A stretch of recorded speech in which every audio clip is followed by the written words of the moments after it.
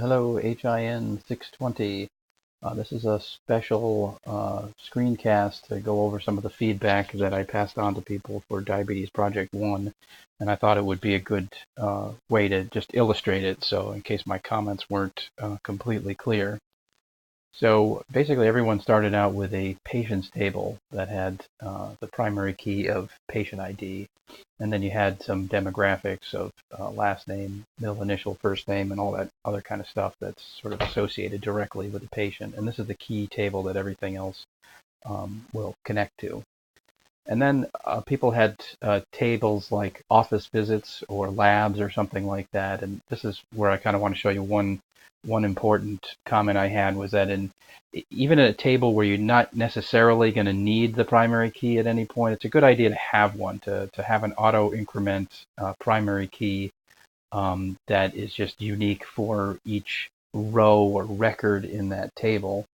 And then you have the foreign key, which points back to the patient's table. And then something sort of very handy is the setting up a unique key on the patient ID and visit date, because you can have a patient ID, a patient that shows up at multiple dates. You can have multiple patients that show up on a given date, but you're only going to have one patient, one date show up on that one date. So you create that as a unique key so that you can't ever duplicate that. You can't put in the patient's information for that visit twice. So it's a good fail-safe mechanism. One of the other things I wanted to mention was that several people set up sort of testing or labs tables, and they had multiple tests with multiple test dates in the same table. And whereas for this exercise, it might really not matter that much. I think it's a good idea that if the tests are separate and can be taken at separate times, they really should be in separate tables. I know you're rolling your eyes and saying, oh my goodness, I'm going to have so many tables. But that's really not a bad idea because it really allows you to compartmentalize things a little bit better.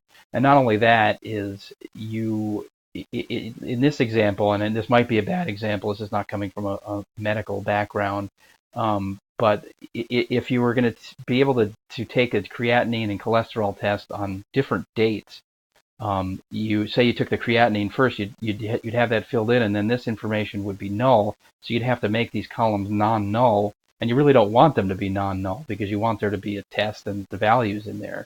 So this would create data sparsity if you only had the creatinine test and the in there, and you were waiting on the cholesterol test. So it would be better to have that test in a separate table. And so the way I handled that was to create a cholesterol test and a creatinine test, and broke them off into separate pieces, separate tables, sorry. And so you see that this test date goes with this value, and just for the creatinine testing, and these are all non-null as the patient ID, which points back to the patient's table, and then the cholesterol testing is separate. So hopefully that makes sense, and what I was saying is to separate them out into multiple tables. But again, please look at this from a medical standpoint, in that all the tests that, if someone goes in for a blood test and has their creatinine, cholesterol, and A1C all done at the same time, then they should probably be in the same table, but then you should only have one column that is the date of that test. And then the one other thing I pointed out to a number of people is this is something that definitely would not be obvious, but it's kind of important, is that you really shouldn't have a total cholesterol column here. You should do the calculation on the fly. And one student mentioned having like a calculate on the fly column. There really isn't such a thing, but that's what you have a view for. You create a view that says that the total cholesterol equals the cholesterol LDL plus the HDL, blah, blah, blah, whatever the formula for that is. And that's how you come up with that total. And one of the reasons why that's important is, first of all, you don't need to store anything in the database that you can calculate from something else because you're just kind of wasting space in the database. But also, if at some point someone goes in and say, wait, that number was wrong, and they change this LDL value, you'd have to also remember to change the total value if it's hard-coded in the database. But if you're doing a calculation and you change this value, it's going to be changed automatically. So I really hope that feedback helped, because that was just kind of illustrating what I put in writing. And let me know if you have any questions.